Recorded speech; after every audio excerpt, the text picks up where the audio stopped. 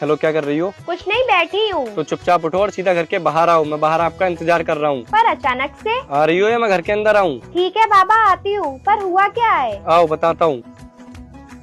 हाँ बोलो, क्या है? क्यों बुलाया मुझे और इतने गुस्से में क्यों बात कर रहे थे? आपसे मना किया था ना, आप किसी भी अरे गहरे लड़के के साथ कहीं नहीं जाओगी, तो क्यों गई उस राहुल के साथ? वो कोई ऐरा कहरा नहीं है, मेरा भाई है। वो मेरे ताऊ जी का लड़का है और मुझसे छोटा भी है। क्या भाई है वो आपका? हाँ जनाब, वो मेरा छोटा भाई है। अच्छा। यार क्यों करते हो इतना शक मुझ पे? शक नहीं, प्यार करता हूँ आपसे। आपको किसी और लड़के के साथ नहीं देख सकता हूँ। अच्छा, इतना प्यार करते हो? वैसे एक बात पूछूं आपसे?